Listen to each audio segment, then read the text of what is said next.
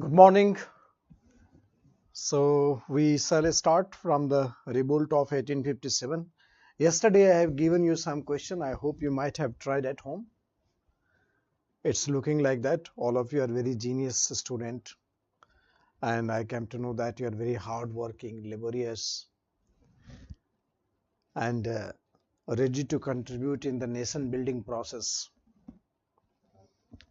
So you wanted to make India so great, and that is the reason why we are making all the efforts to make you at proper platform. So we learn history. Because of our history we are as a nation very strong, and entire country had a united struggle against the British rule, and obviously that had come across with independent India and rise of a nation.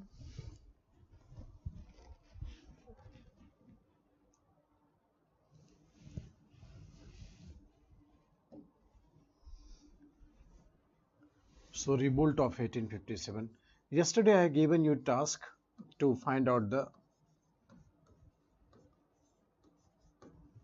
exact the leader of the revolt, places the leader of the revolt, and then suppressed by, and some specific comment you have to make. So revolt of 1857. So revolt of 1857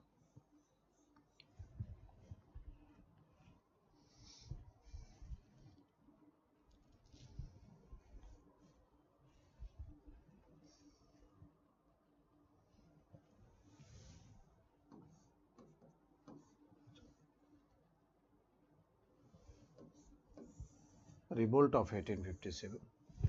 So we are talking about the nature of the revolt.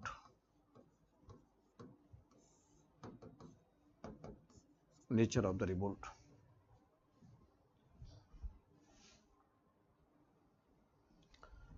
So we have seen comments of the Indian historian.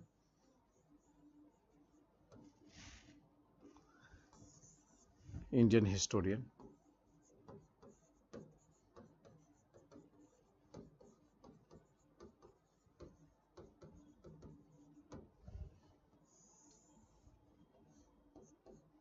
Comment of the Indian historian.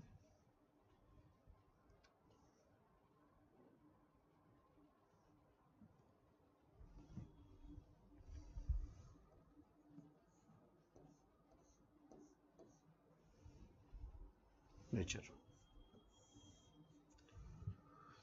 So here we have B.D. Savarkar.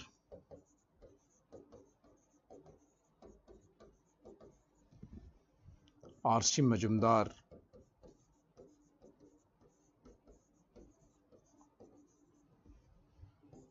S.N. Sen.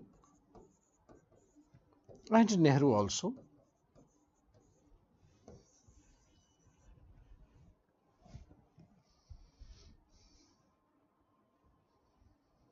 So B.D. Savarkar, R.C. Majumdar, S.N. Sen, Nehru all had made a specific comment about the revolt of 1857.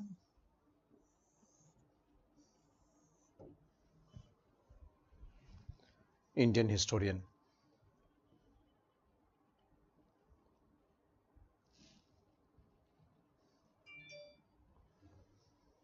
About the specific comments of the Indian historian.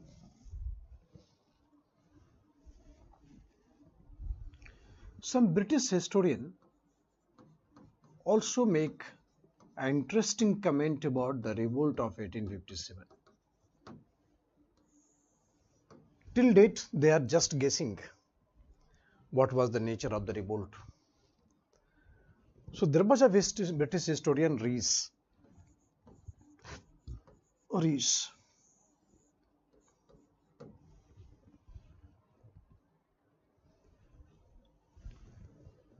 said that it's a war against Christianity.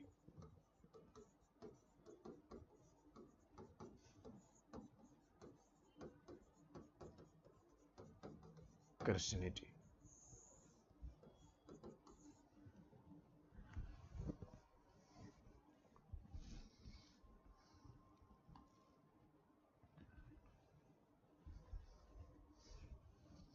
War against Christianity. Greece.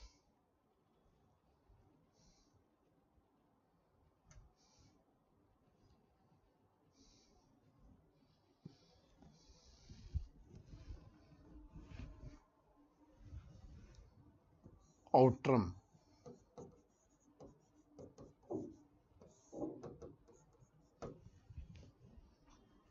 Outram said that it was a conspiracy of the Muslims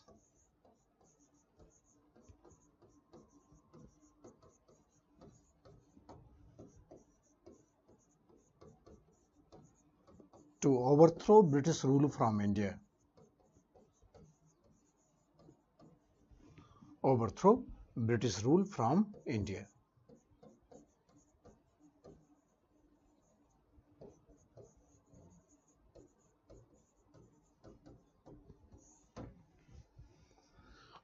So conspiracy of the British to overthrow British rule from India. Conspiracy of the Muslims. Actually, Outram said that before the advent of British, it was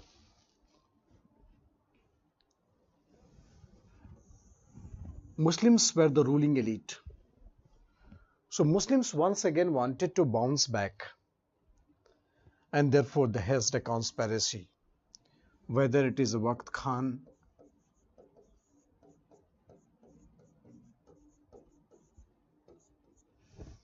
or Bahadur Shah Zafar, he was the leader of the revolt, but he immediately arrested by the British and he sent to Burma, where he died. So Bahadur Shah Zafar was arrested and he was sent to Burma, where he died.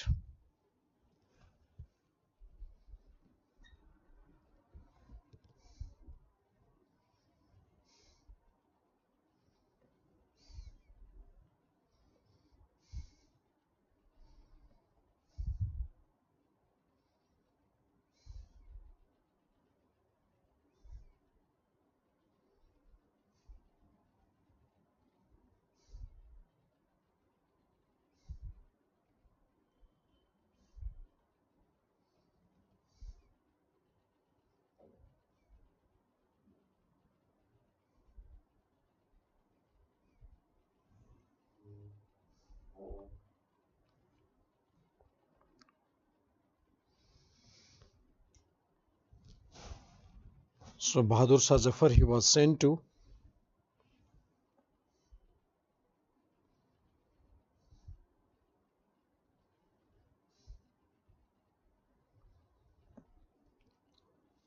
Burma, and where he died.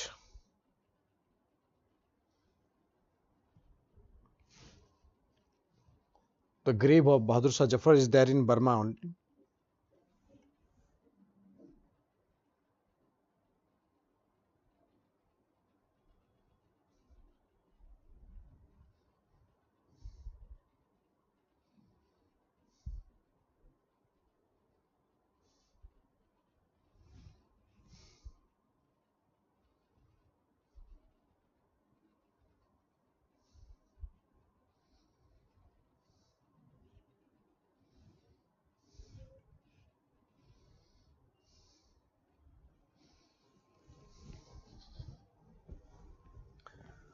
So major factor, Outram, he said, that is a conspiracy of the Muslims. Reed said war against Christianity. T.R. Holmes, another British man, and T.R. Holmes said that it was a clash between civilization and barbarians. Clash between civilization and barbarians.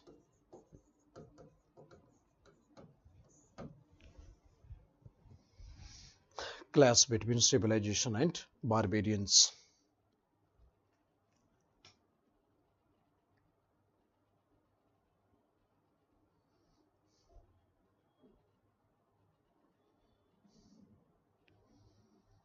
clash between civilization and barbarians.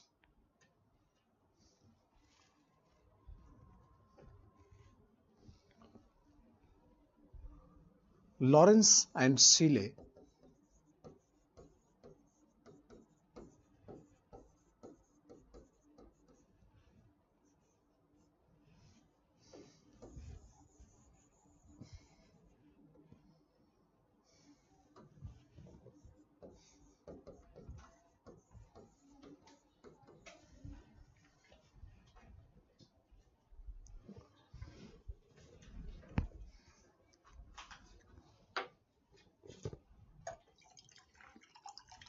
एक tablet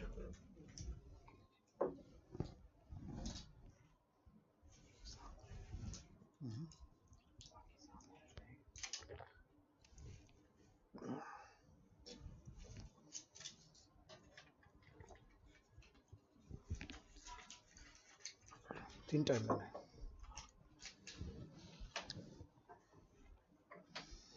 Lawrence and Seeley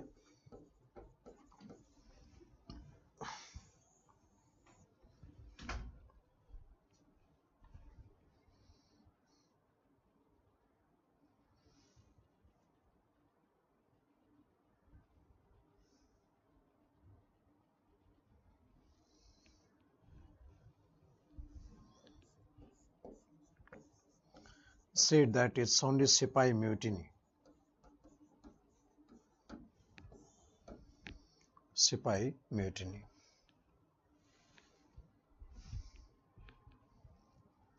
Lawrence and Seeley said that it's a Sipahi mutiny.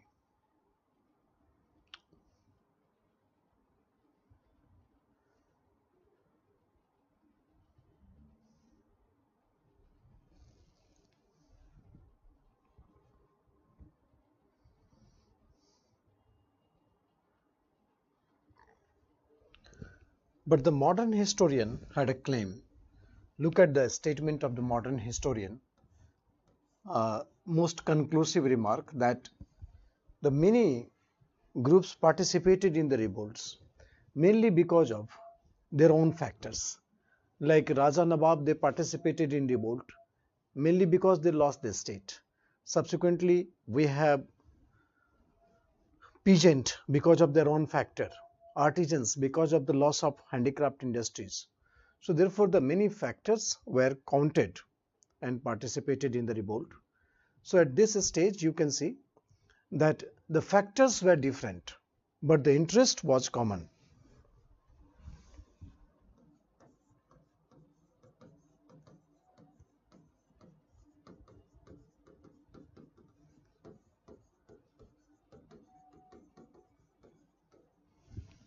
Differentiality of factors.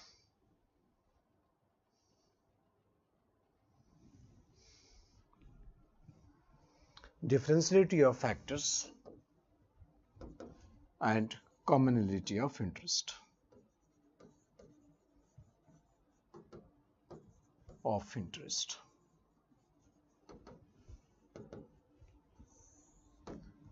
So differentiality of factors and commonality of interest. So factors were different, but interest was common. Factors were different, but interest was common. So commonality of interest means what? That it was directed against common enemy, that is British and their collaborators. British and collaborators of the British.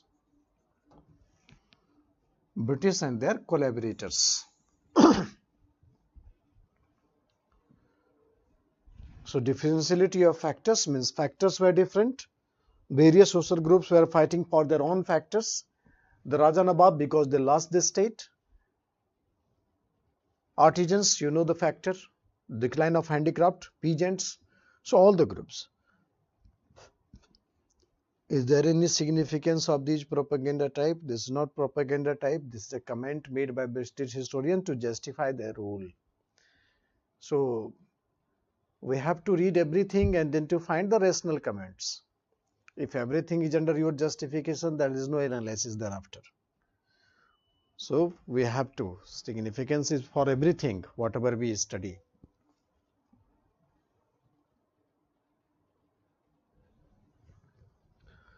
So British collaborators.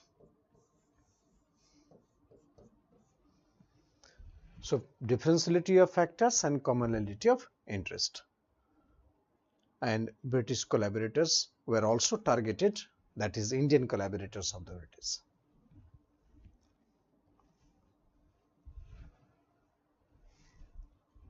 Initially it was said that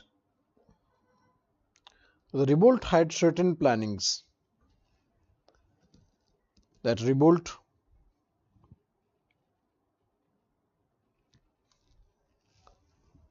was supposed to be held on 22nd June, and there were many connections, fakirs, Maulvis, Sadhu, Madaris, they all were connecting to the different cantonment of India. They were circulating lotus bread as a symbol of something. But there is no evidence as such come across except the gossip and the imagination. So therefore we can't say that it was a planned revolt. So it was only revolt planned or unplanned or spontaneous.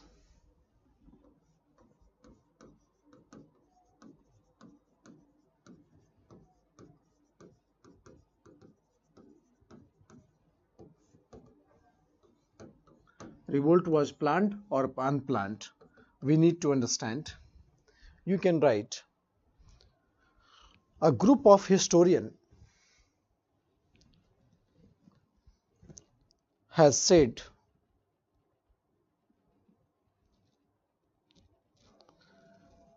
that the revolt was the result of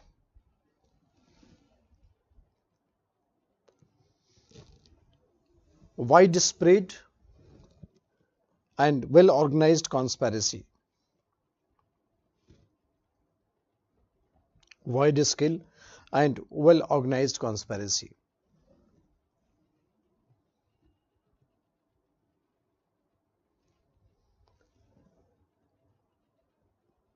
Various military cantonment was connected through sannyasi,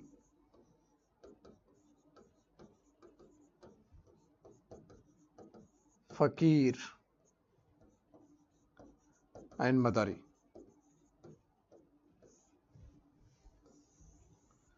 Sannyasi, fakir and madari. Sannyasi, fakir and madari. They were well connected.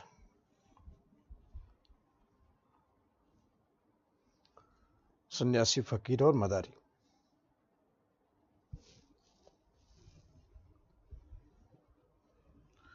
They were well connected with the various cantonment. They were circulating the symbolism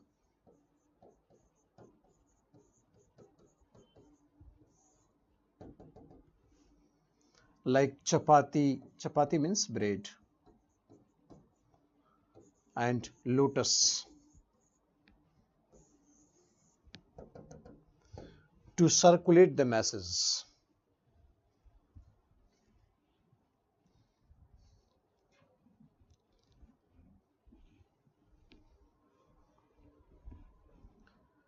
Circulate the masses. It was said that Nana Sahib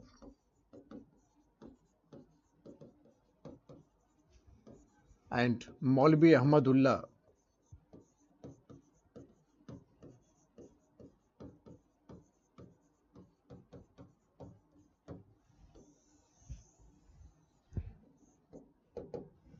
Ahmadullah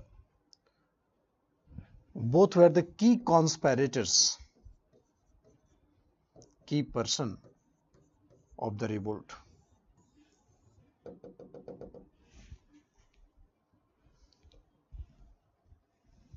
Key person of the revolt.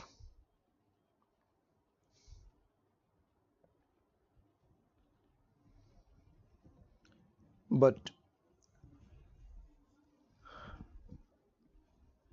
the other group of historians said that we don't have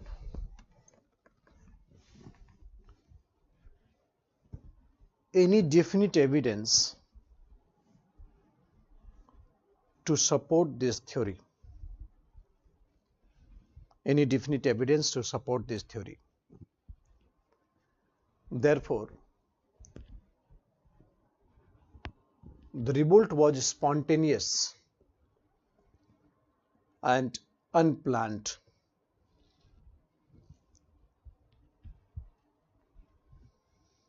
But revolt was initiated by military. Unplanned.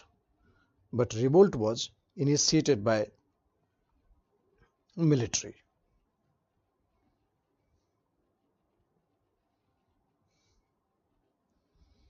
Revolt was initiated by military.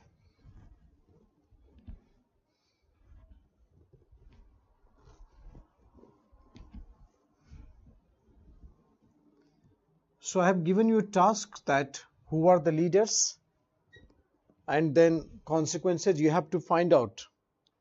I hope you have done with and write all these in a chart, the table that I gave you.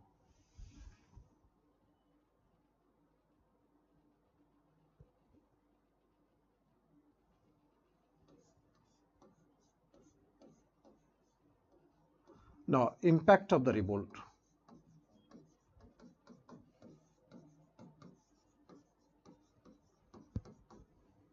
Impact of the revolt.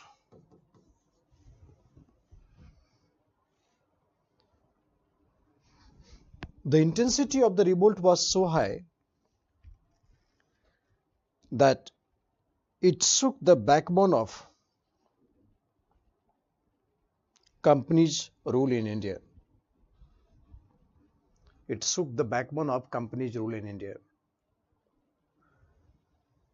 Company almost lost its control at many places.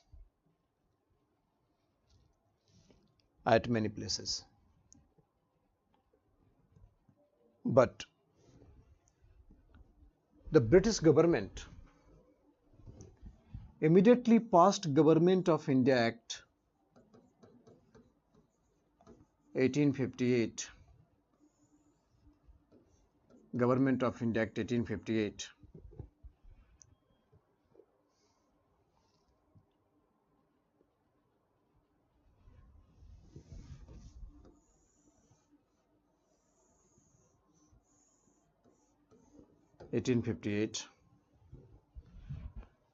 And rule of East India Company was abolished.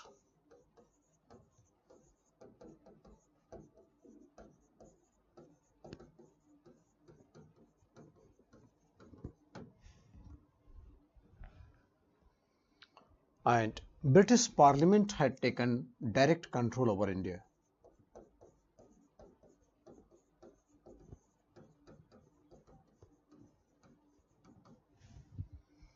Had taken direct control over India.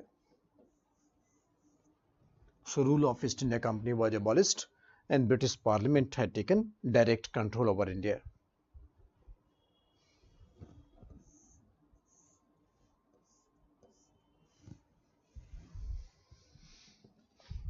Second, Board of Control was abolished. Board of Control was abolished.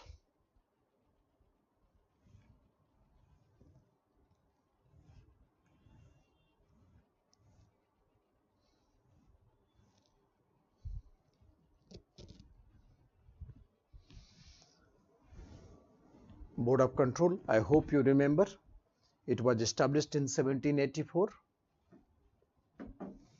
Board of Control was abolished, and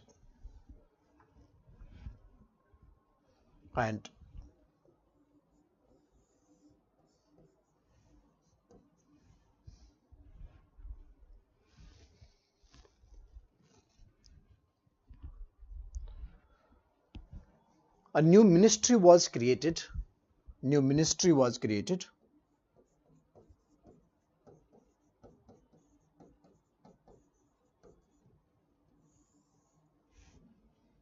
New ministry was created, known as India House.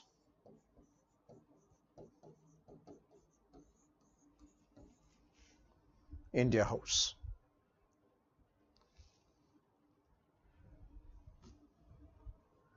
This ministry was headed by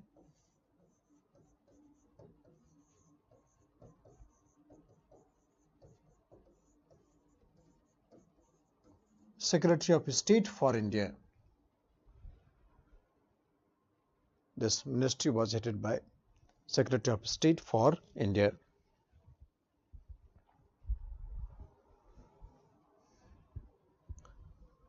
Lord Stanley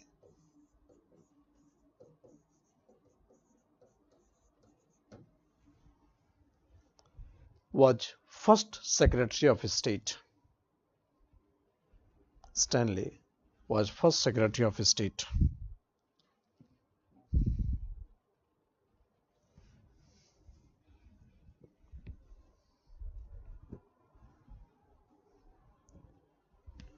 To support Secretary of State, India Council was created. To support Secretary of State, India Council was created.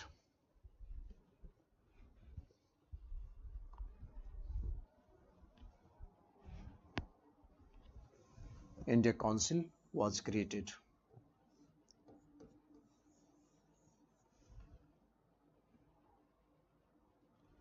There were 15 members in India Council.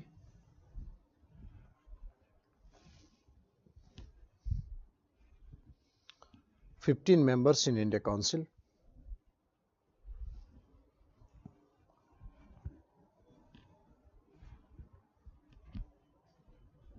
These members must have 15 years of the working experience in India. 15 years of working experience in India. Obviously, if these members would have a better working experience, then they would give better advice to Secretary of State. So at least they should have 15 years of working experience in India. So India Council, 15 members. So these members must have 15 years of working experiences in India.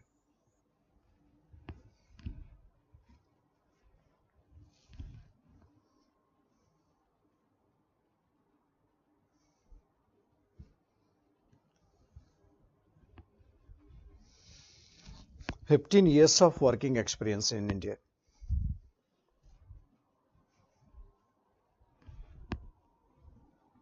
Fourth, British Crown had taken the administration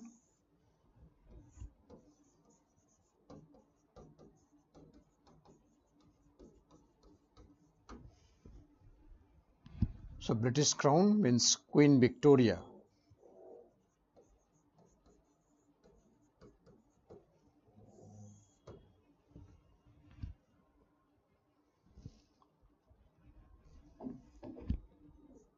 So profile of Governor General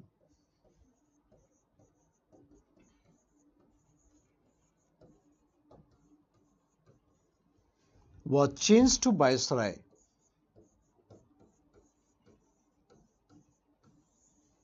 Profile of Governor General was changed to Viceroy.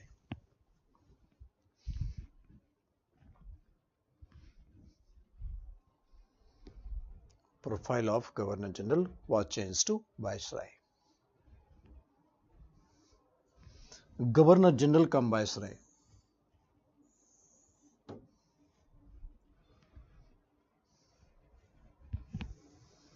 So profile of Governor General was changed to Viceroy.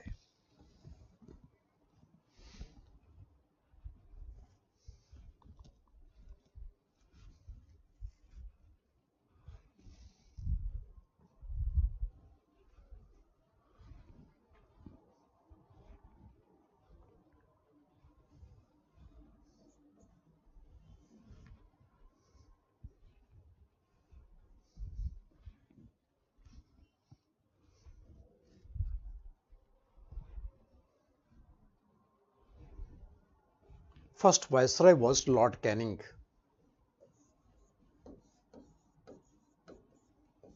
Lord Canning.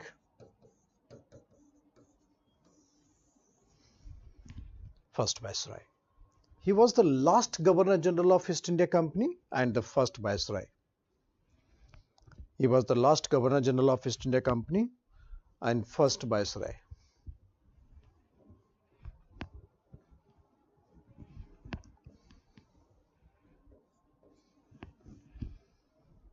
First Viceroy. Lord Canning.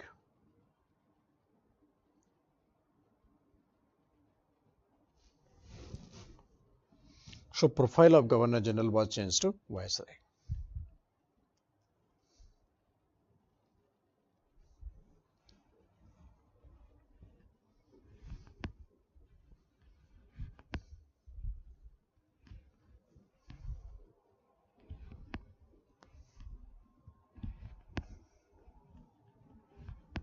So this is the Government of India Act 1858. These are the important crux that you can find here. Okay, there is a simply what are the reasons of the failure of the revolt of 1857? The regions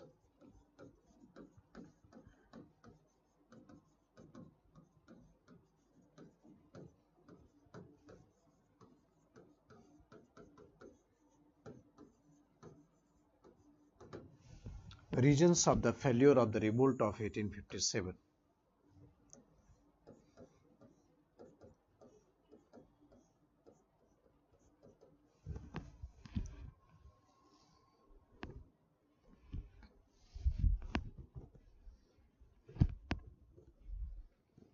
Regions of the failure of revolt of 1857.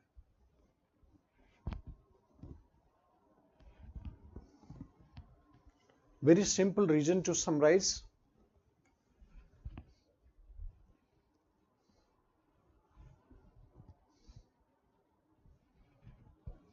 Certain classes and groups did not participate in the revolt. Certain classes and the group did not participate in revolt.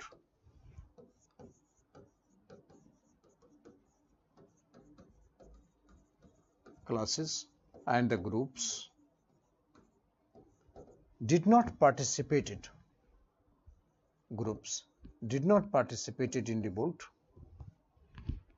Certain classes or the group did not participated in revolt, but they actively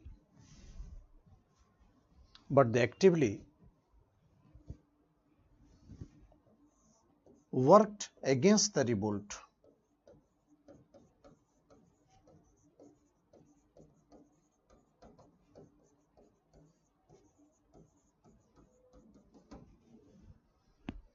They actively worked against the revolt. Certain groups or the classes did not participate in the revolt, but actively worked against the revolt.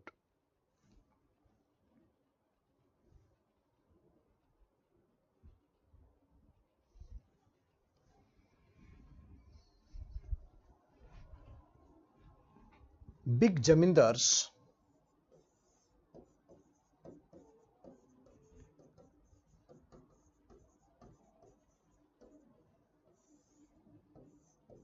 they actively participated in suppression of revolt.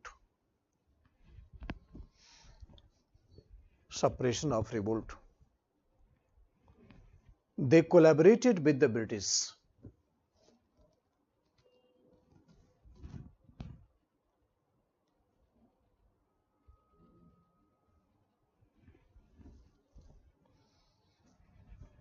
They collaborated with the British.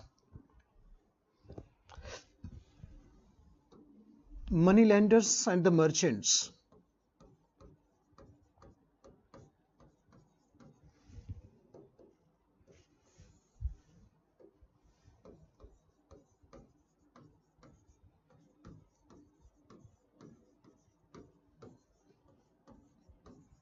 Merchants.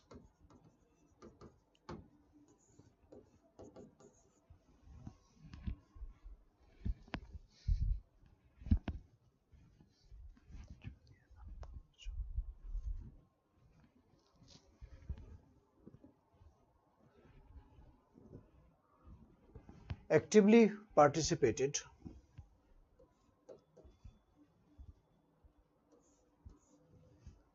in collaboration with the British. In collaboration with the British.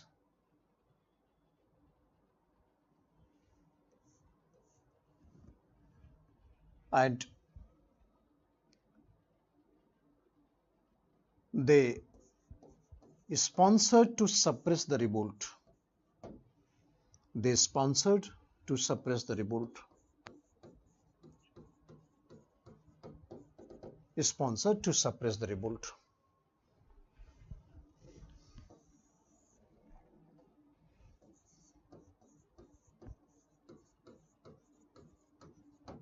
To suppress the revolt.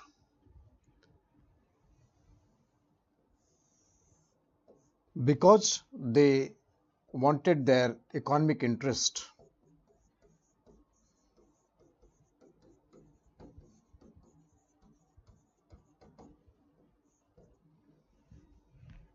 Wanted their economic interest in collaboration with the British.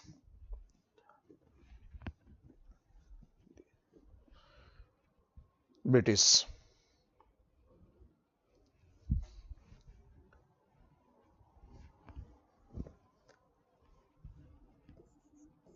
Revolt was only confined to the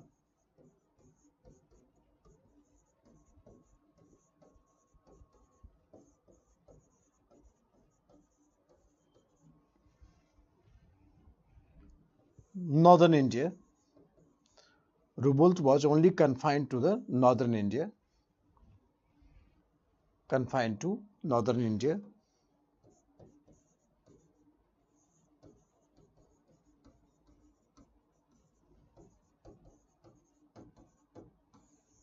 Revolt was only confined to northern India.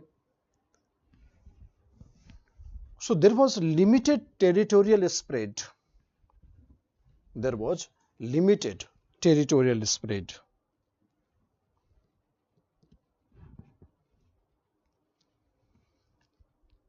Limited territorial spread.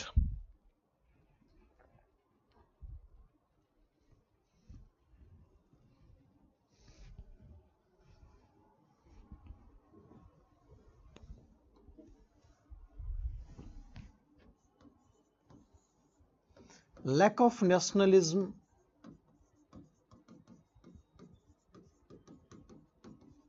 among the rebellions.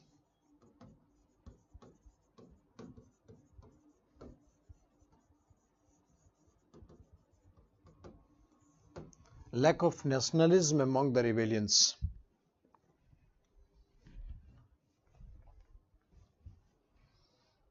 Lack of nationalism among the rebellions. Rebellions were guided by their regional identity.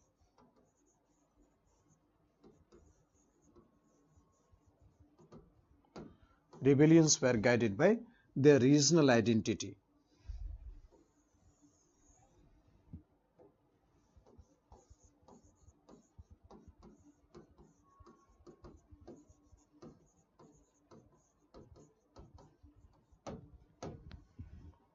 I mean to say that common Indians were more comfortable in identifying themselves as a Gujarati, Marathi, Telugu, Tamil, Punjabi, that rather than calling Indian. One of the biggest shifts that you observe after the revolt of 1857, it was the dominance of the nationalist consciousness over the regional consciousness. So this is the biggest shift that you can organize here. So therefore, Bengali, Marathi, Gujarati, Tamil, Telugu was the identity of the Indians. This is called regional identity. So regional identity was more dominant, but after the revolt of 1857, national identity had dominated. So among the rebellions.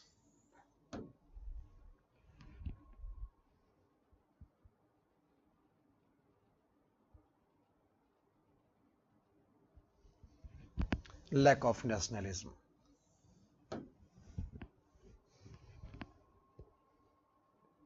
Sixth,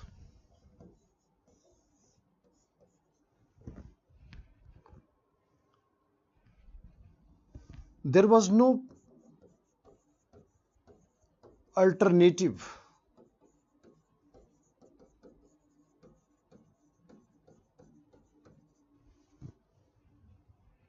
for the future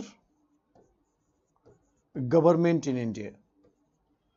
For the future government in India.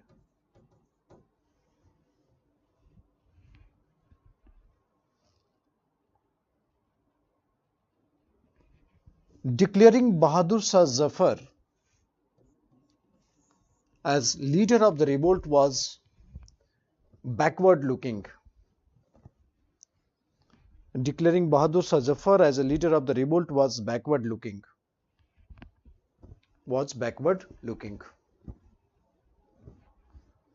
So there was no alternative for the future government in India. Should I write much better?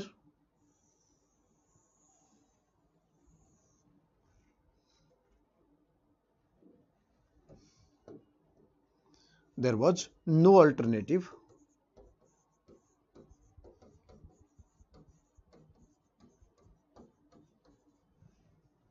of future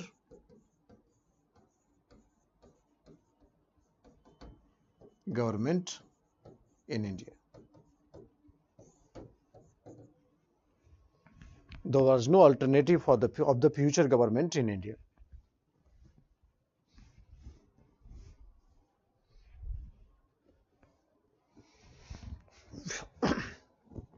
Declaration of Bahadur Shah Zafar as a leader of the revolt, was backward looking.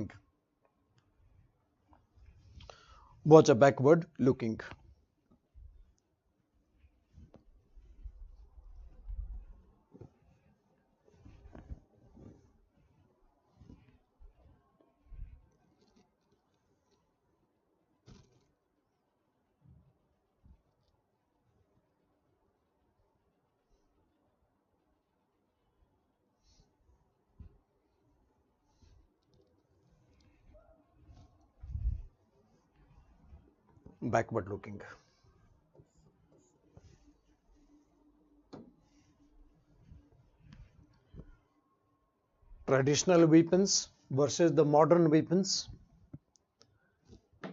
The fight was going on between the Indians and the Britishers, which should not be justified in any ways. So the rebellions was suppressed within a year.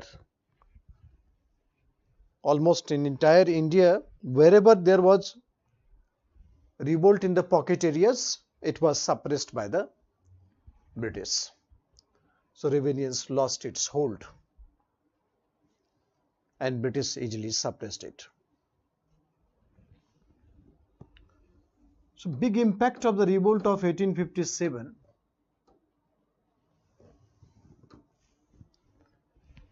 We have seen the big impact of the revolt of 1857, Government of India Act 1858.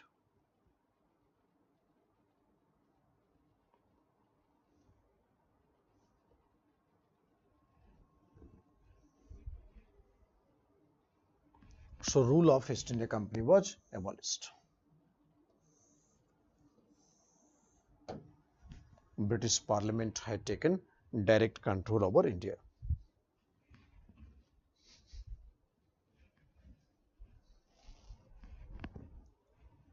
So now India is totally under the British parliamentary rule.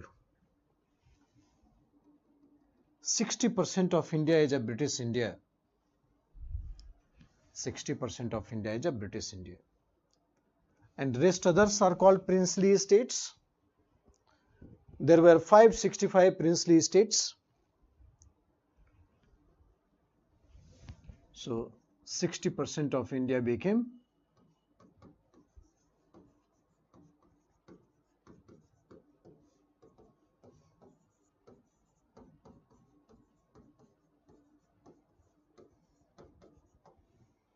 British India. 60% of India became British India. And rest are called princely states.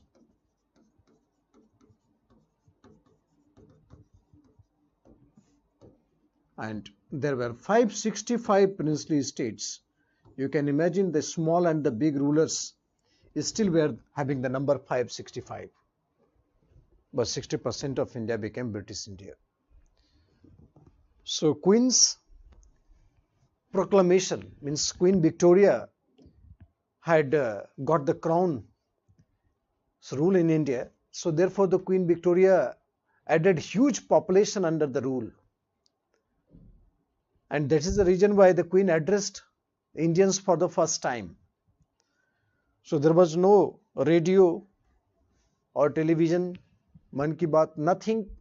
So only way that was to give the written statement, and that statement will be read by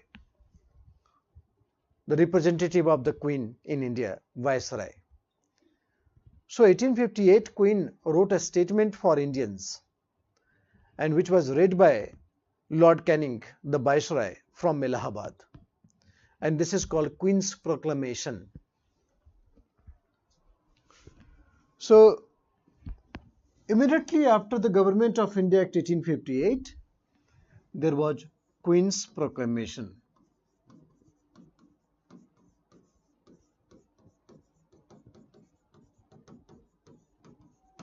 Queen's Proclamation 1858.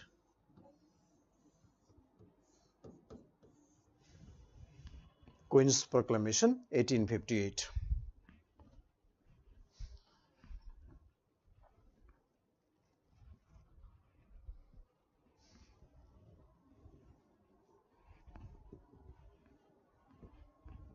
This was a written statement of Queen Victoria.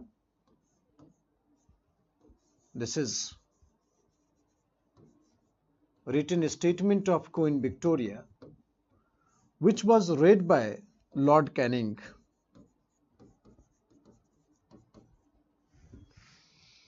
Which was read by Lord Canning.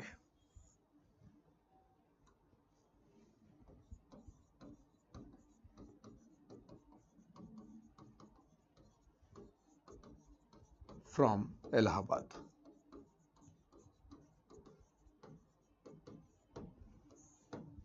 Which was read by Lord Canning from Allahabad.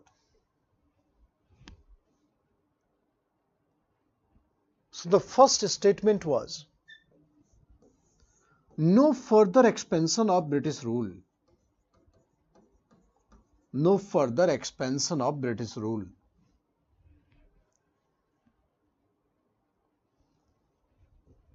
That means the policy of doctrine of lapse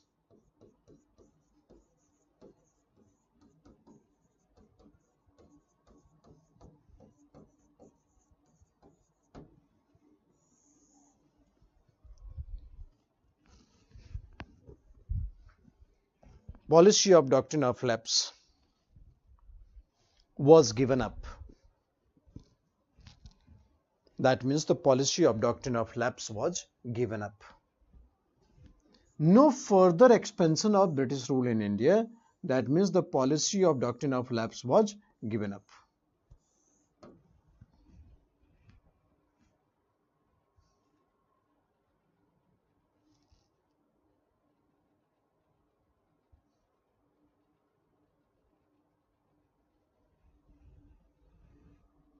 policy of doctrine of lapse was given up.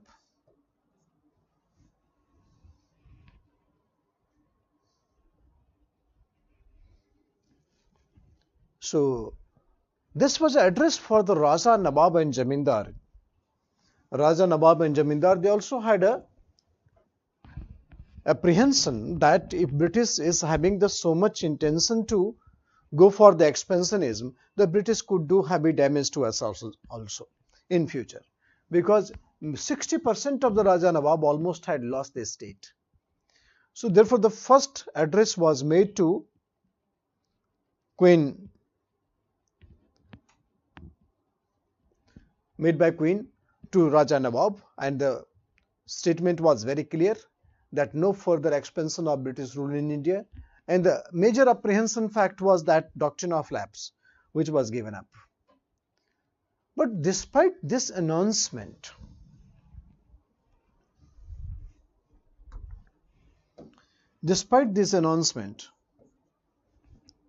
Burma was annexed in India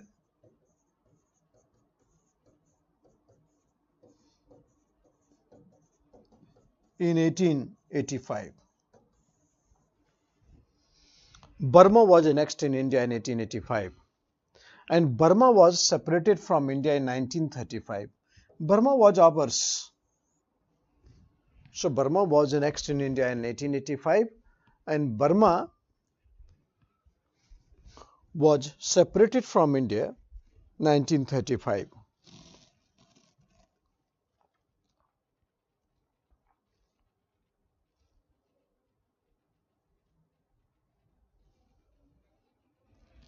Separated from India 1935.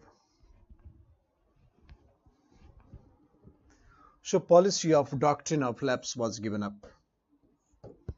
Despite this announcement, Burma was annexed in India in 1885, and Burma was separated from India in 1935.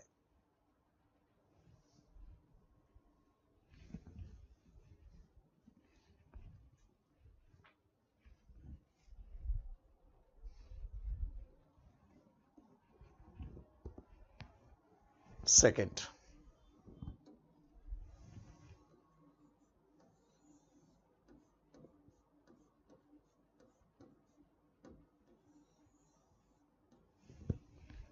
point.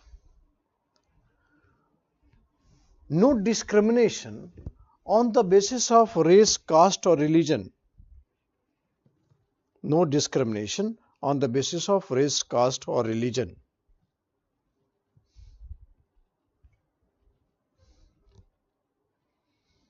Means post open to talent, all. So no discrimination on the basis of race, caste or religion. That means post open to talent.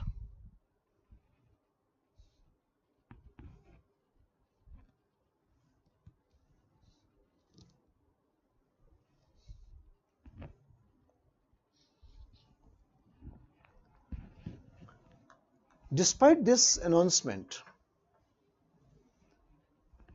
Indians were not considered fit for the higher services. Fit for higher services.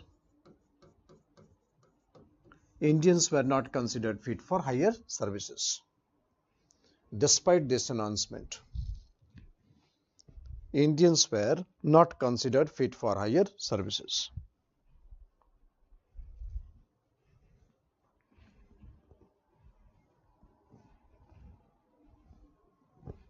Fit for higher services. In military,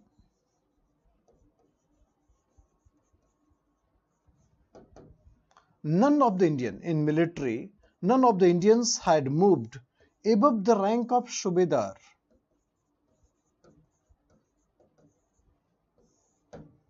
None of the Indians had moved above the rank of Subedar. So if any Indian had become Subedar, that means general. So none of the Indians had moved above the rank of Subedar in military.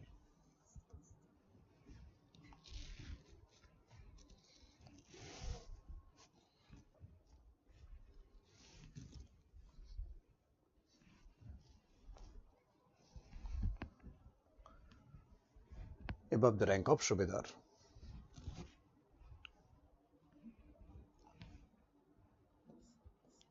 Indian judges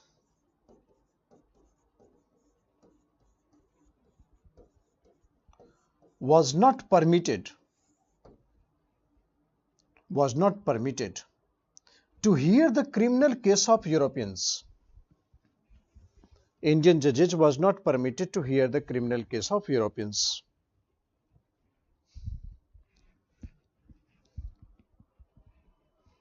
Indian judges were not permitted to hear the criminal case of Europeans.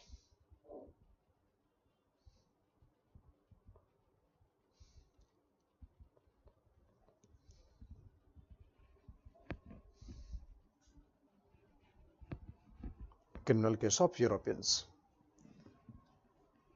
So despite the fact that even many Indian judges had qualified to become a judge, but they could not hear the criminal case of Europeans. They only can see the civil cases and then the cases of the Indians. So this is how the discrimination continued even after announcement of the matter. So in military, none of the Indians had moved above the rank of Subedar. Indian judges were not permitted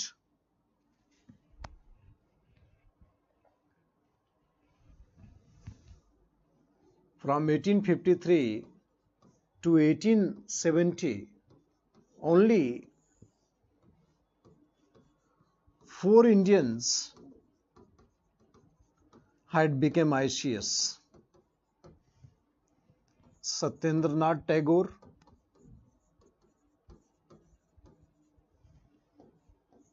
R.C. Dutt, Surendranath Banerjee,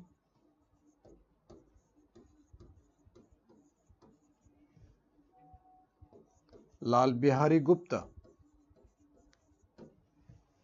Surendranath Banerjee,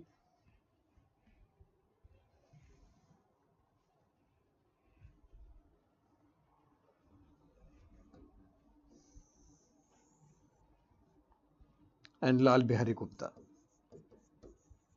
So only 4 Indians had become ICS after a long struggle. All of them were Bengali.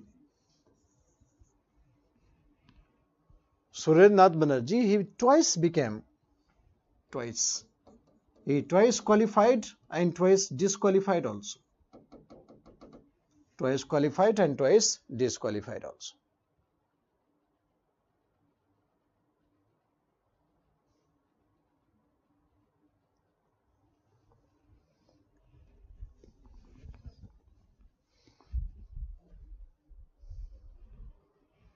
Twice qualified and twice disqualified also. Surendranath Tagore, R.C. Dutt, S.N. Banerjee, Lal Bihari Gupta. These are the big names.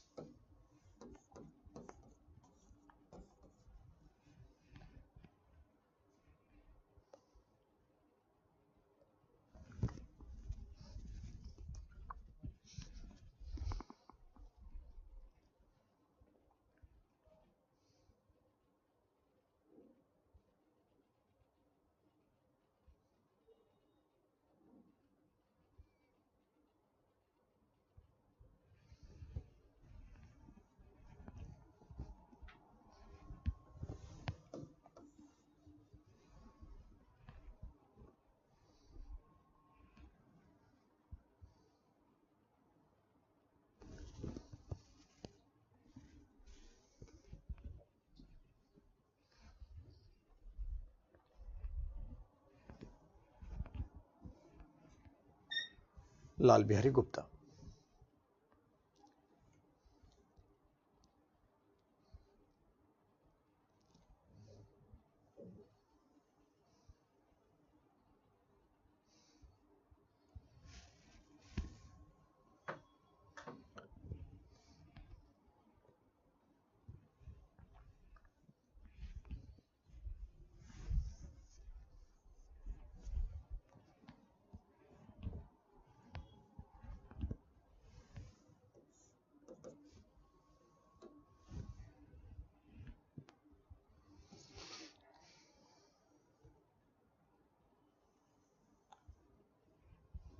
So therefore,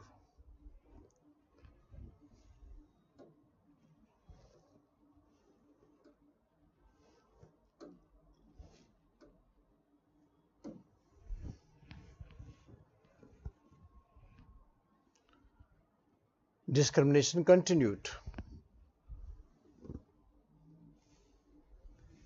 In native infantry means the infantry comprised of the Indians, native infantry, ratio of European soldiers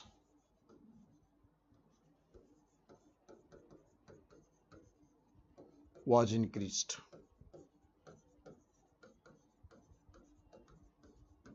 Ratio of European soldiers was increased.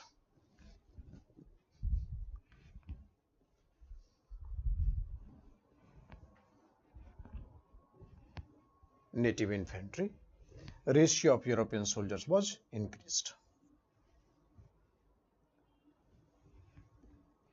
In northern India,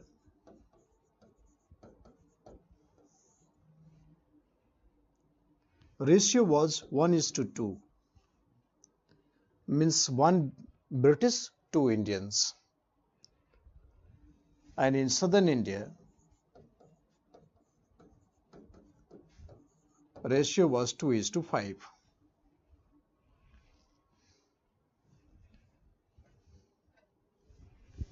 The ratio was increased.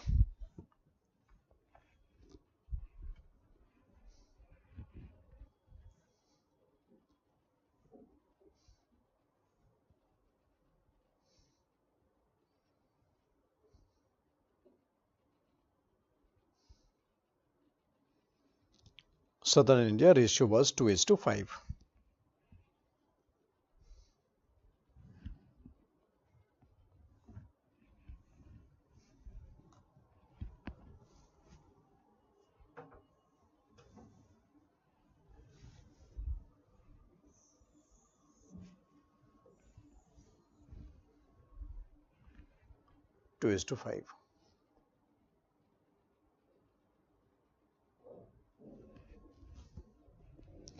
Ratio of European soldiers was increased compared to Indians.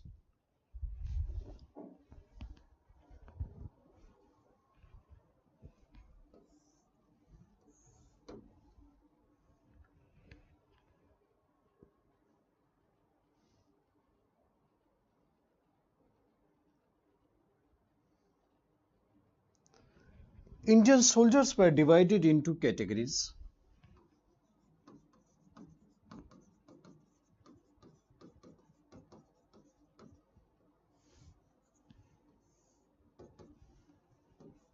Martial and non-martial.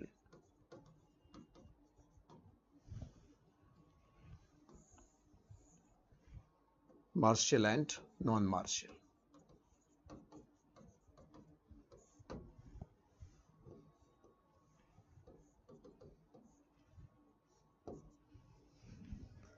So martial and non-martial.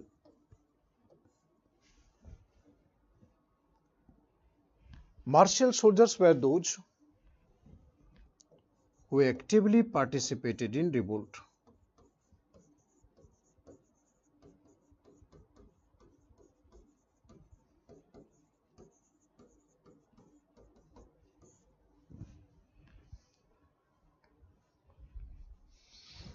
Actively participated in revolt.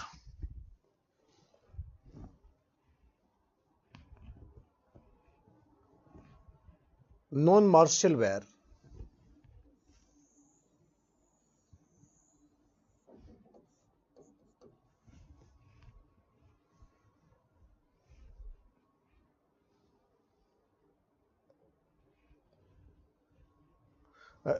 martial were those who actively participated in suppression of the revolt.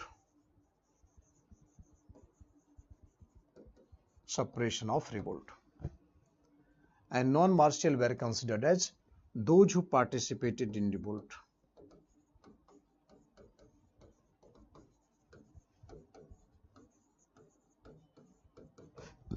participated in revolt.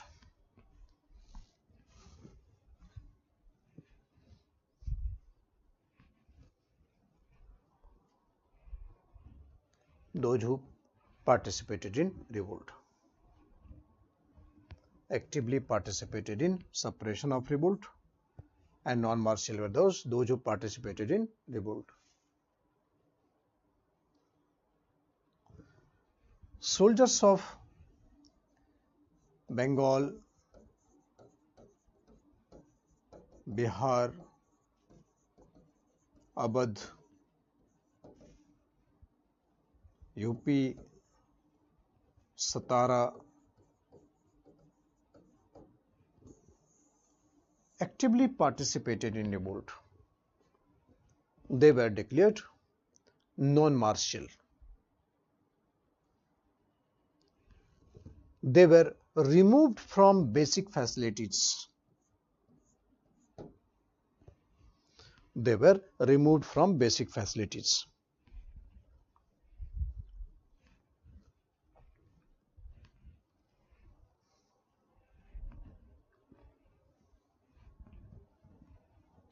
They were removed from basic facilities.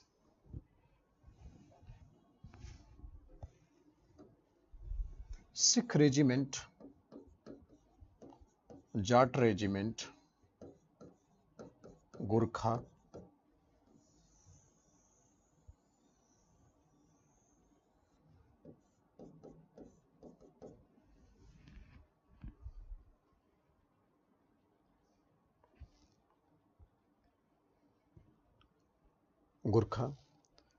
they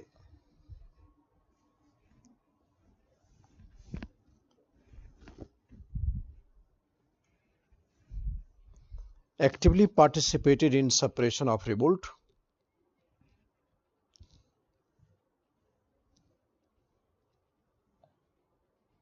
Participated in suppression of revolt. Therefore, they got good facilities.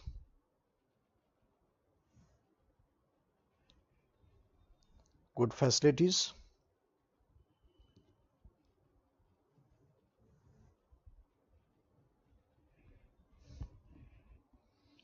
And better arms and ammunitions.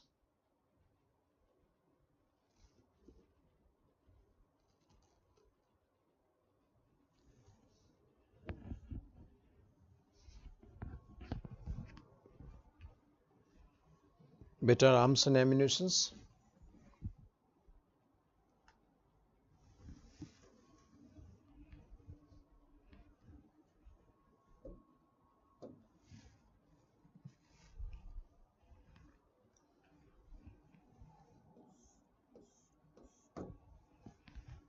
So Indian soldiers. So we can see that whatever the announcement made by Queen Victoria, it was only for consolation of the Indians. It was not at all effective. It was not at all effective. So the changes in 1858 was only structural change and not the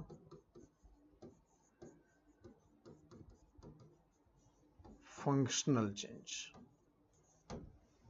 Only structural change and not the functional change.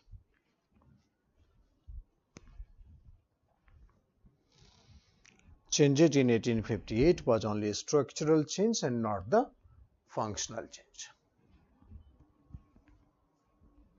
Changes in 1858 was only structural change and not the functional change. You have a question to explain this statement.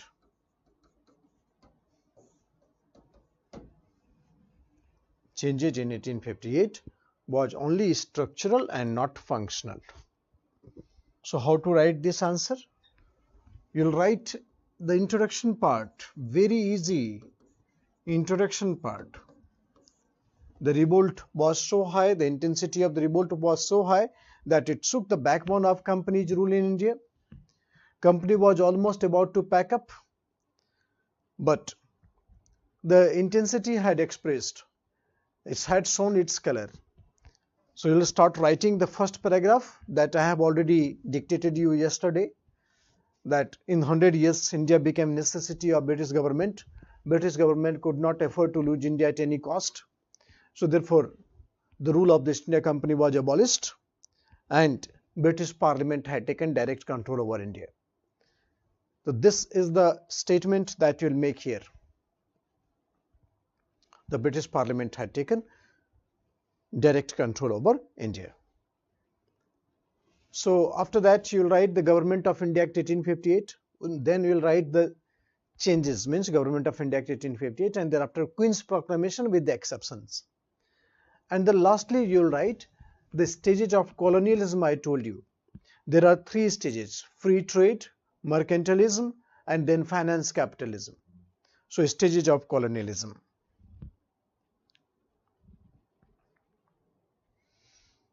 Stages of colonialism.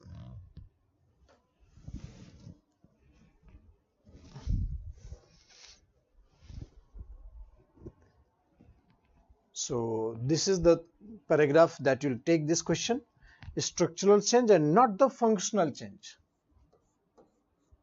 Structural change and not the functional change.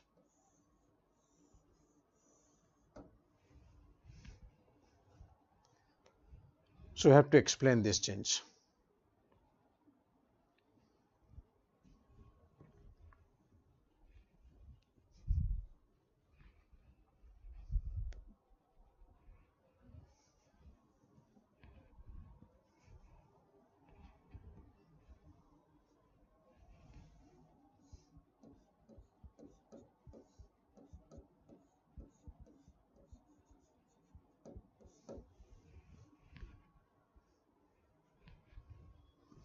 Structural change and not the functional change.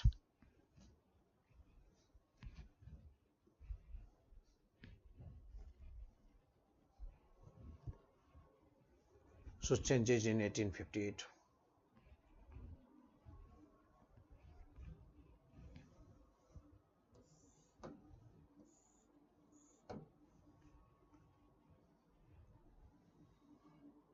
So now I hope you remember the graph I made for the first day, and graph was related to consolidation, nationalism, everything. Okay, so the causes for the rise of nationalism means after the revolt of 1857, I told you that the before revolt the common Indians were more comfortable in identifying themselves as Gujarati, Marathi, Telugu, Tamil rather than calling Indians.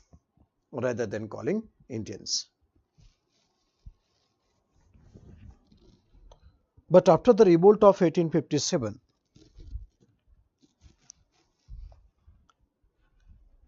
the nationalist consciousness and nationalist identity became more important.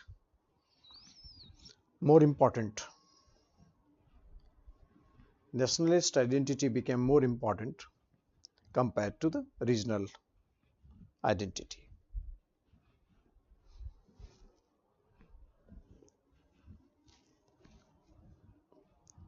So while talking about the revolt of 1857, I told you that Indians had first time collective consciousness, that even those who suppressed the revolt, they were inside had a great sympathy for the rebellions. Those who did not participate, those who were sitting at home, they were also had a great sympathy with the rebellions. So these are the factors.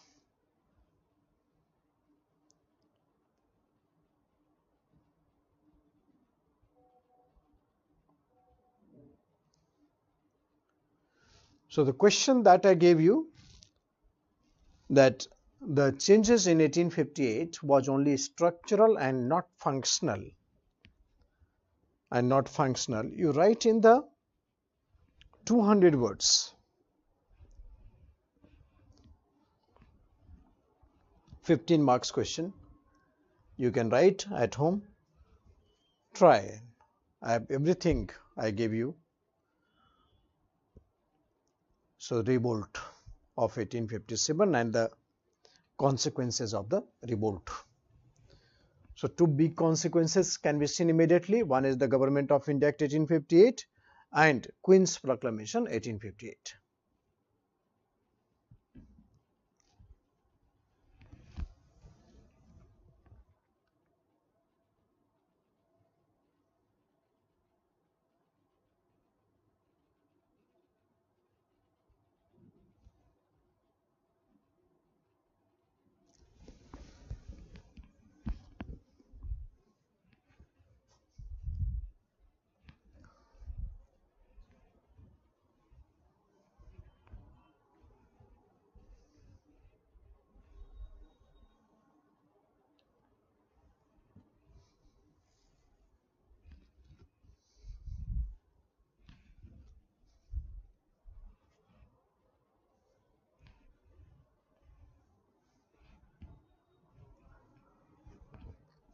So causes for the rise of nationalism.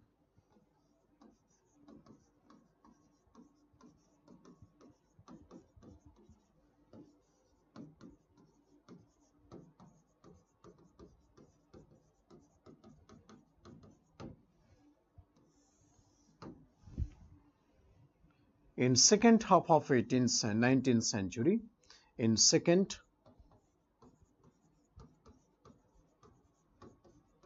half of 19th century,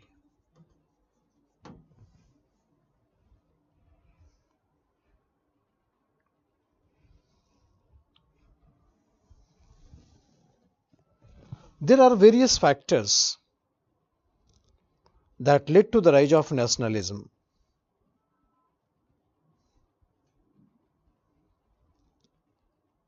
Various factors that led to the rise of nationalism.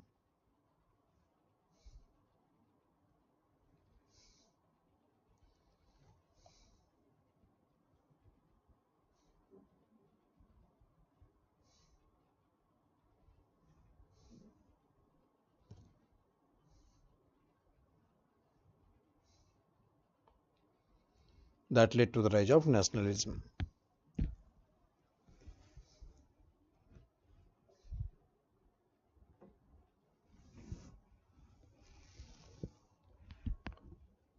First, politico-administrative unification. Politico-administrative.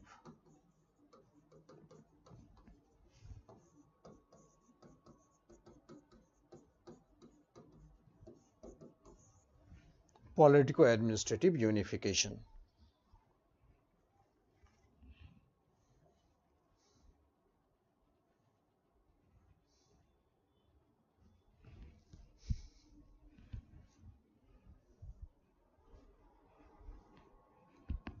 British government had implemented uniform administrative system.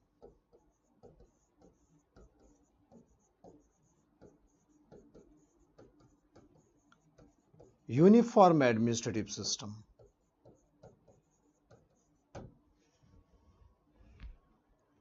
Throughout British India, there was uniform administrative system. Throughout British India.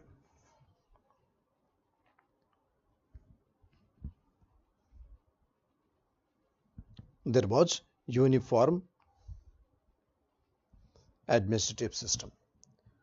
General administration, revenue administration, judicial administration,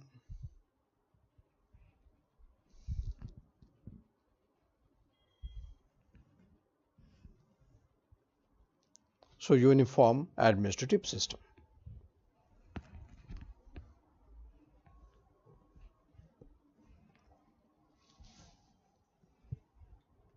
It was colonial administration. It was colonial administration.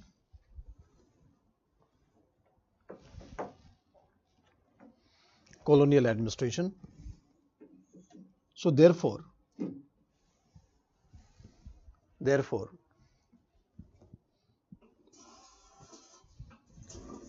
its impact was also realized uniformly. So therefore, its impact was also realized uniformly.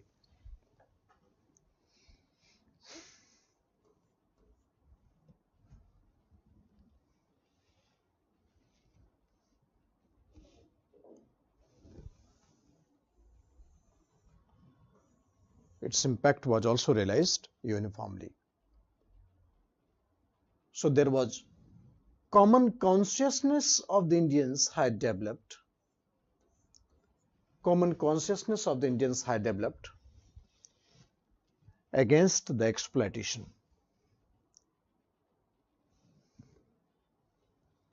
Common consciousness of the Indians had developed against exploitation.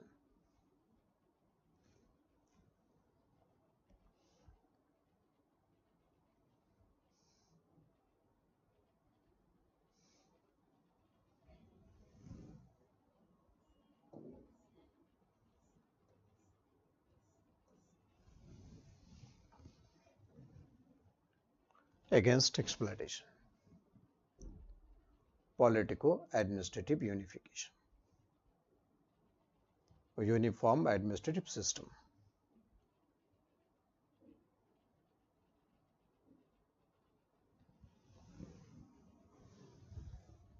Second, introduction of English.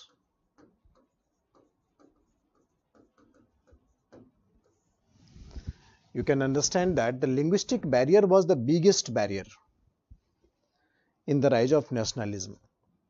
It's very hard that Indians could interact from the various levels, and they had no interaction from the distant land, so they hardly understood each other. But introduction of English had created the linguistic coherence, and when the communication was made, and that led to the common understanding gradually day by day, that led to the rise of nationalism. So introduction of English. British introduced English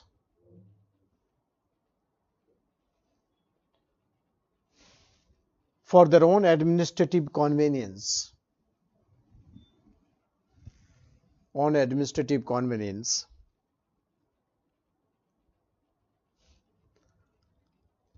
And at the same time,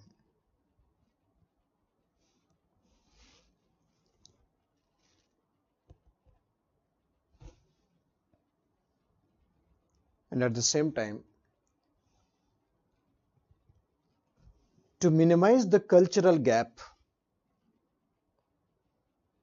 between India and England,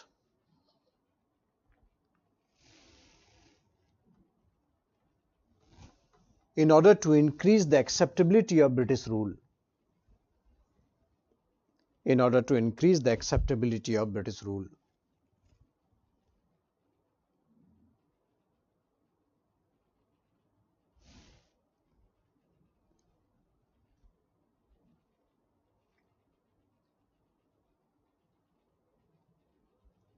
In order to increase the acceptability of British rule.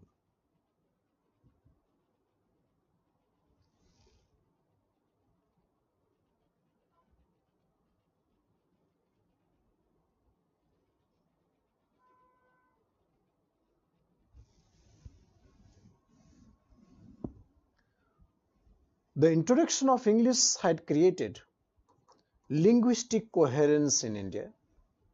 Linguistic coherence in India, which helped in creating common consciousness. Which helped in creating common consciousness. linguistic coherence in India, which helped in creating common consciousness.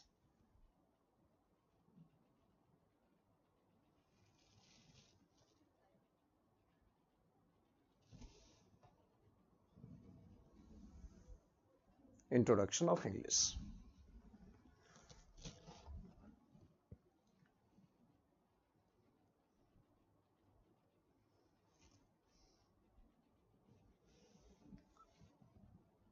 Third, establishment of printing press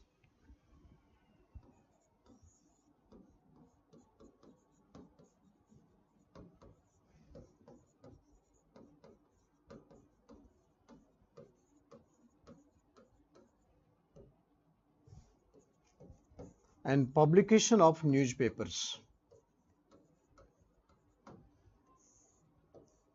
Establishment of printing press and publication of newspapers.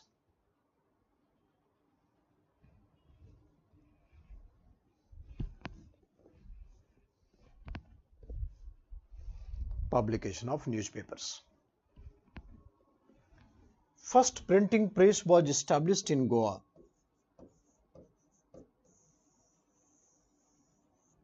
by the Portuguese. It was mainly for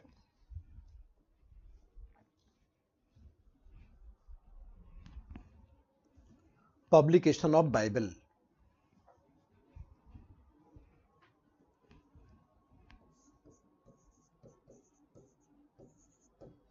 English East India Company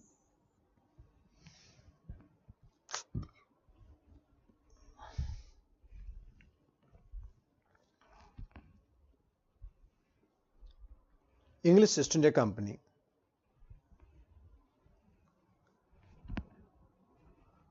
established a large number of printing press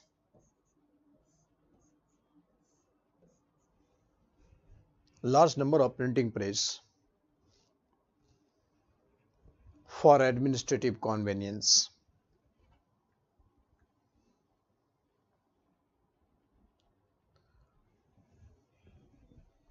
Publication of newspapers also started. Publication of newspapers also started, which helped in understanding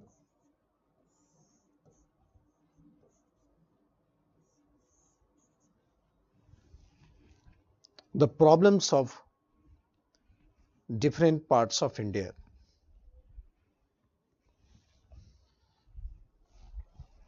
Which helped in understanding the problems of different parts of India.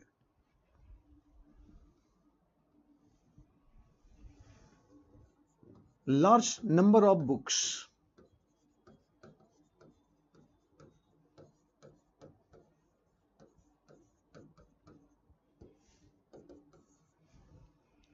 published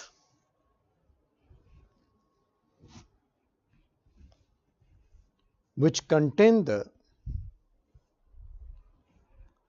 liberal political philosophy of West. Liberal political philosophy of West.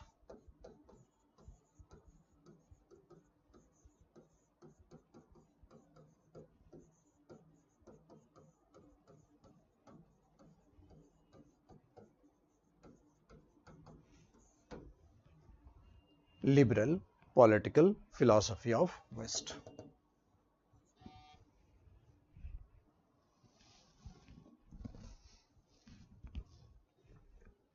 Liberal political philosophy of West.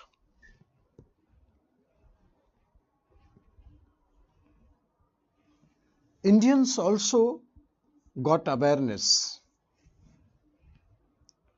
about constitutionalism,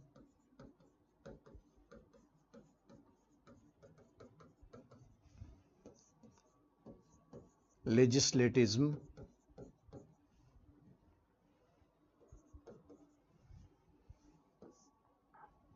rule of law,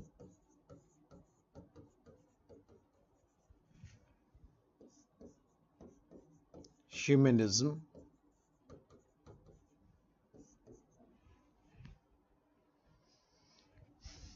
fundamental right,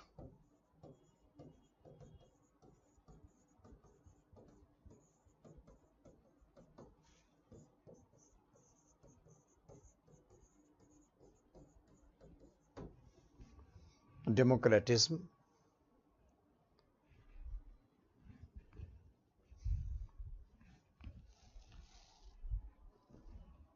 Indians also wanted these things here in India.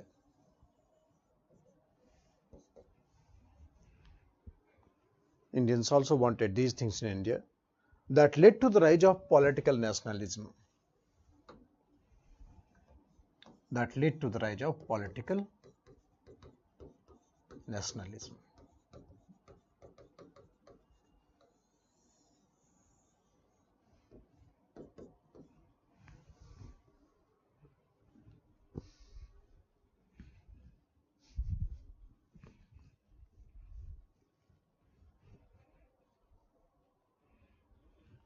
That led to the rise of political nationalism.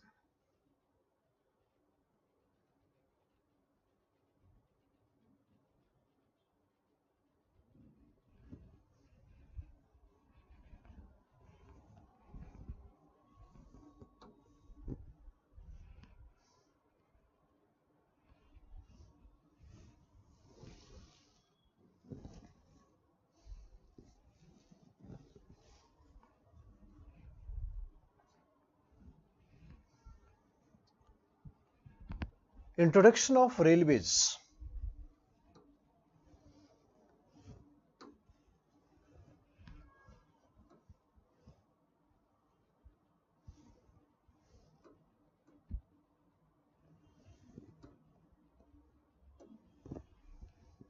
Introduction of railways.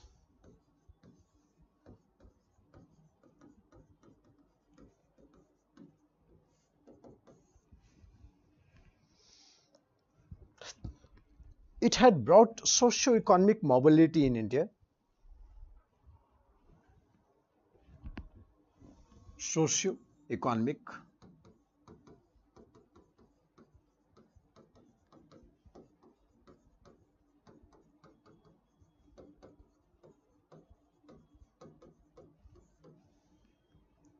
rural market was integrated to world market.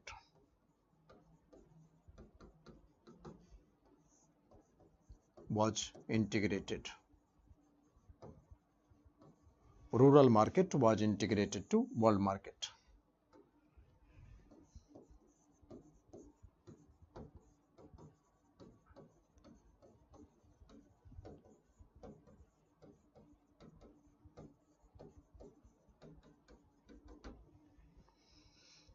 Rural market was integrated to world market.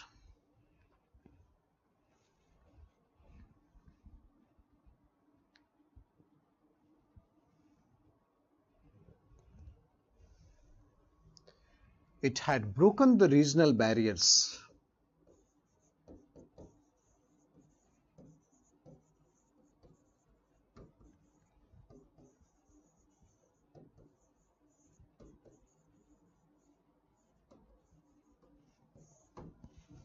It had broken the regional barriers.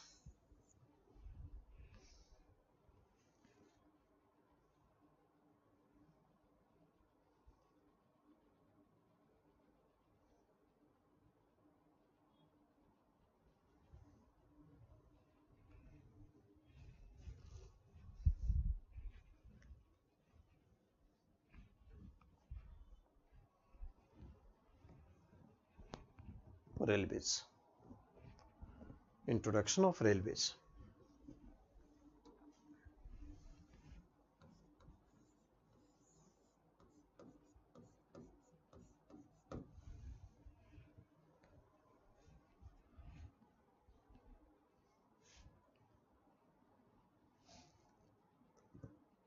Fifth point, establishment of Indian National Congress. Establishment of Indian National Congress.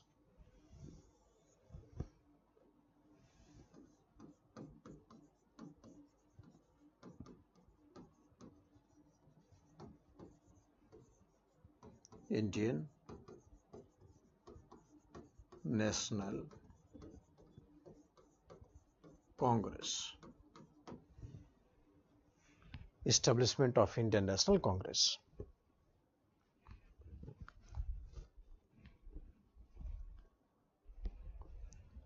Indian National Congress transformed nationalism into Indian national movement.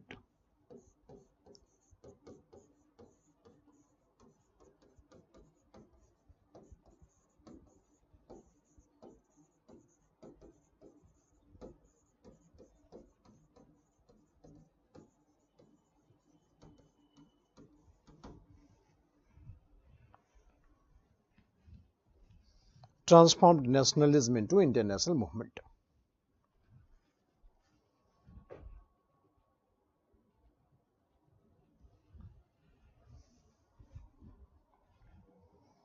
Because it gave collective consciousness to the nationalism. It gave collective consciousness to nationalism.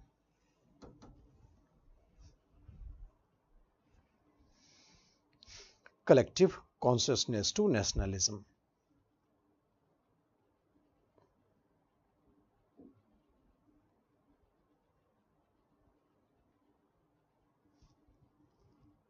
Establishment of Indian National Congress.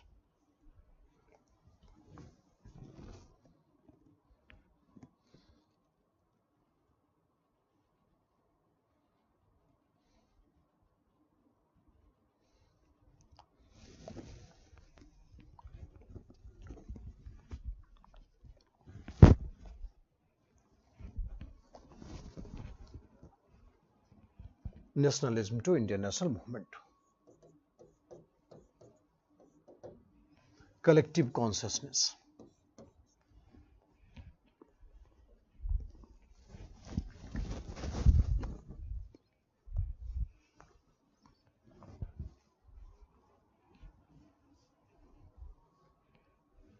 So establishment of Indian National Congress. Sixth,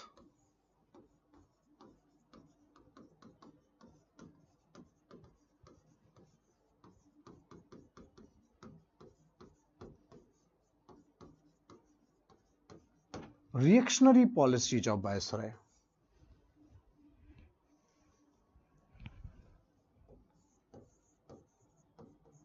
We will see works of some of the viceroys which actually had contributed in the rise of nationalism. So reactionary policies of Viceroy. We will see some of the policies which actually contributed in the rise of nationalism.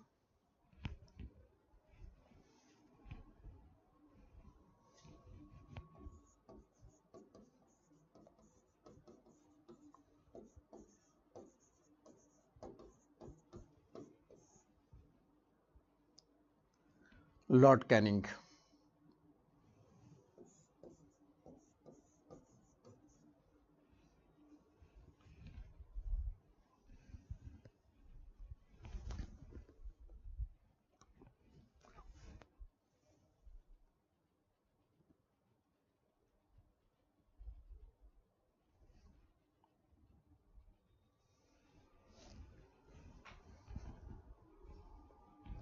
Lord Lytton.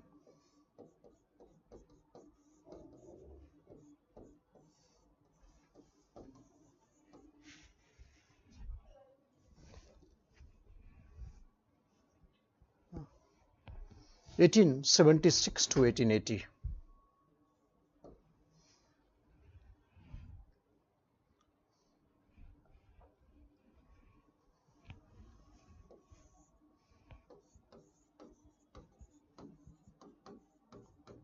Lord Ripon.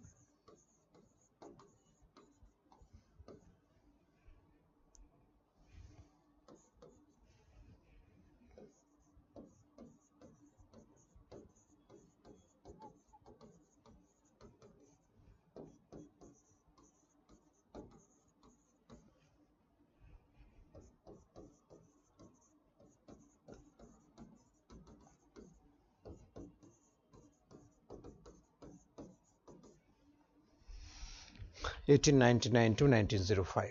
Lord Curzon. Lord Curzon. So Lord Canning, Lord Lytton, Lord Ripon, Lord Dufferin, Lord Curzon.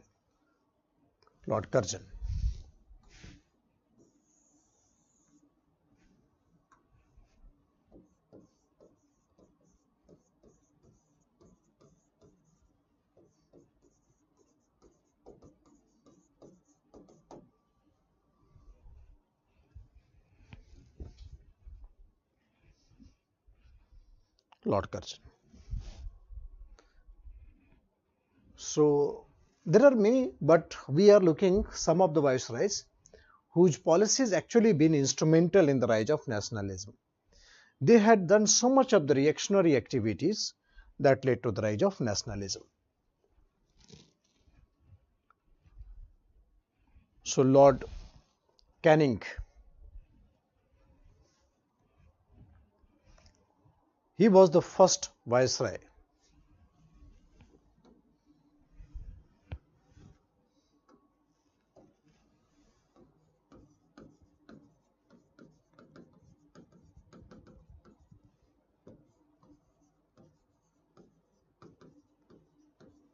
First viceroy.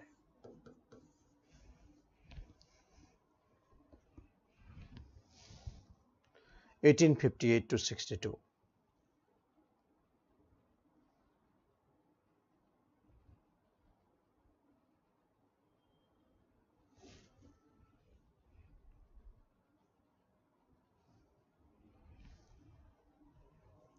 Lord Canning.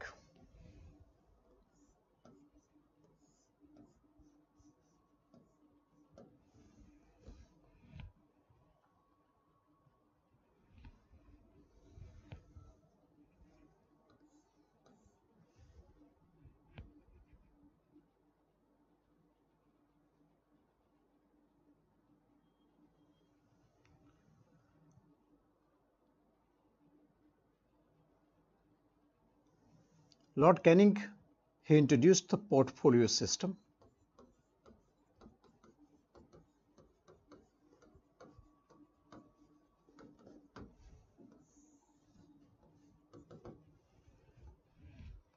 That is, the member of the Governor General's Council, member of the Governor General's Council or the Viceroy's Executive Council got one portfolio: defense, foreign affairs, home, agriculture. So he introduced the portfolio system.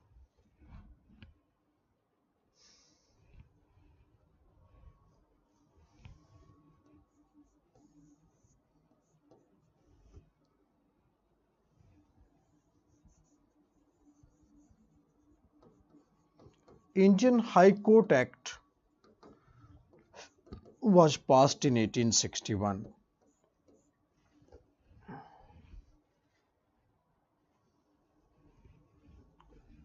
High Courts was established in Calcutta.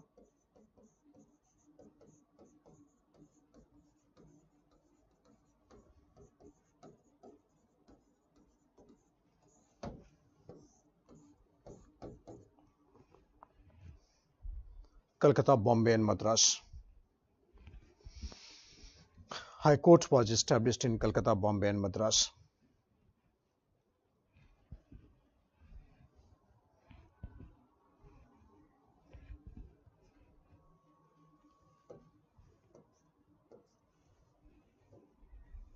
Third.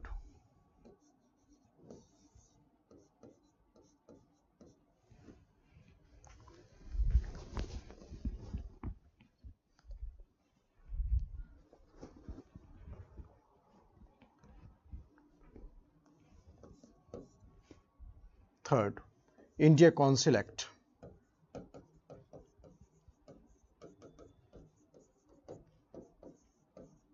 (1861).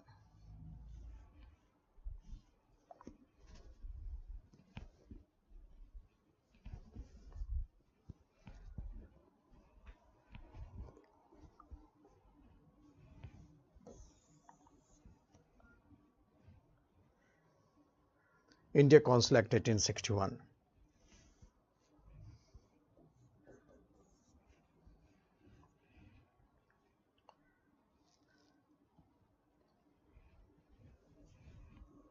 In India Council Act 1861, Central Legislative Assembly, listen properly, otherwise you people will, Central Legislative Assembly and Provincial Legislative Assembly, CLA and PLA,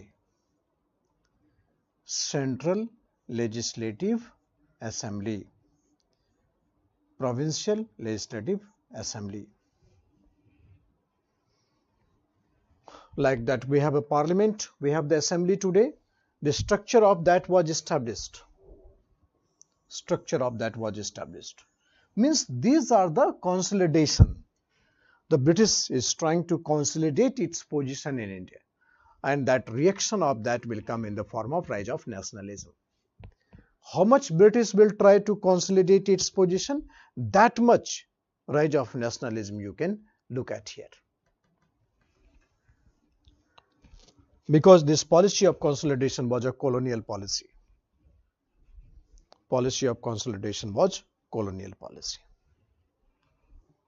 India Council Act 1861.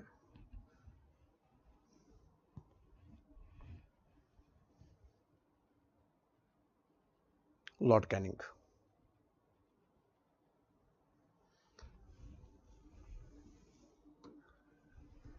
Lord Lytton.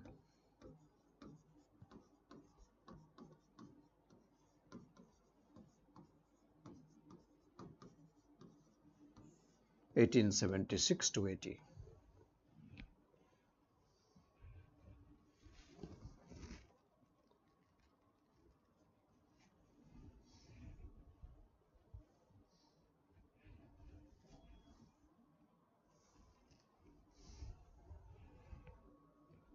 Lord Lytton.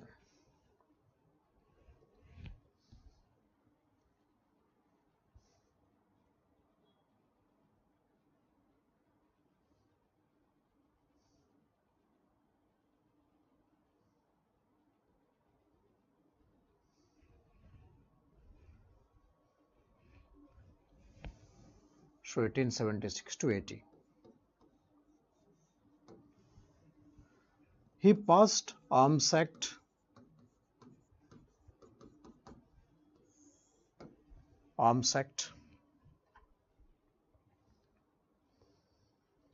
that Indians could not carry arms, but Europeans can carry. This was a discriminatory. Indians could not carry the arms, but Europeans could carry, and it was discriminatory. Arms Act.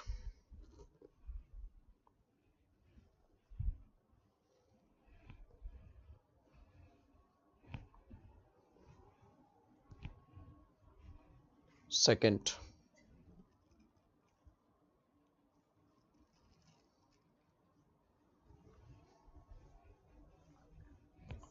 Vernacular Press Act.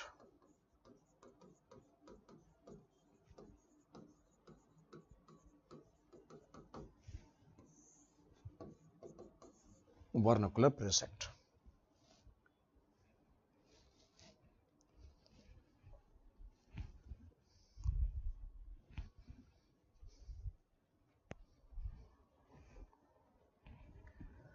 Publication of newspapers in the vernacular language was banned.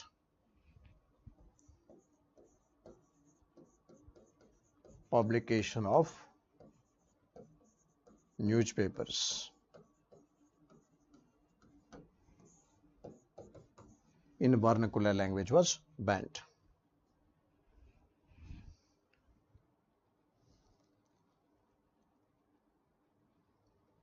Publication of newspapers in vernacular language was banned.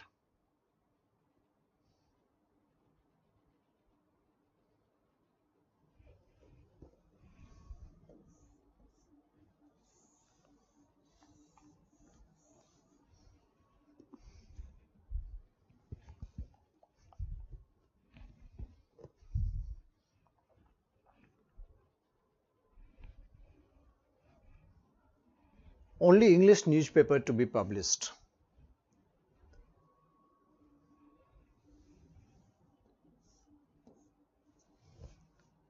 There was condition.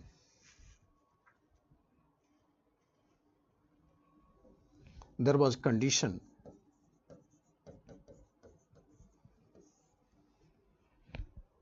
to publish the newspaper, vernacular language, license, security deposit,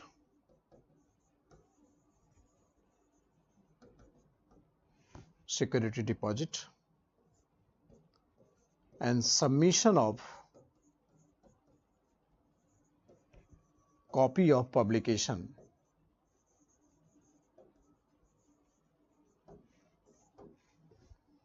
before the British. So there was condition which was only for the English and not for the, it's only for the vernacular language and not for the English newspaper.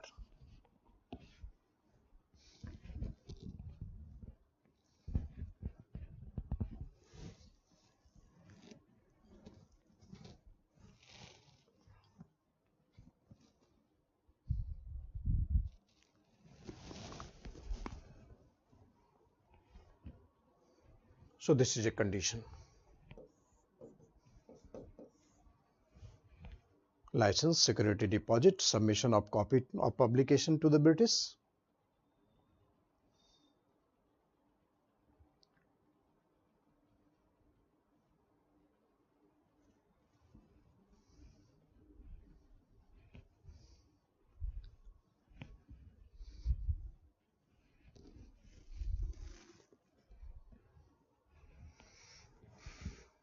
So this is condition, Lord Lytton.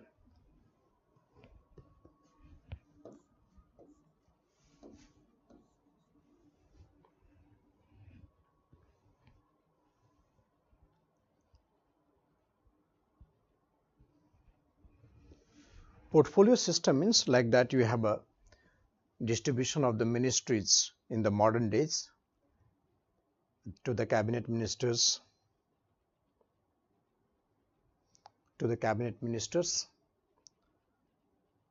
So that is called portfolio. Like somebody got the home portfolio, foreign affairs, defense, these are the distribution which is called portfolio system. Arms Act 1878, Vernacular Press Act 1876.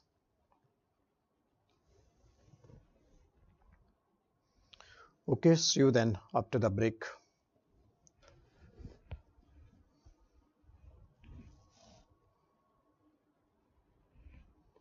Back you are 2.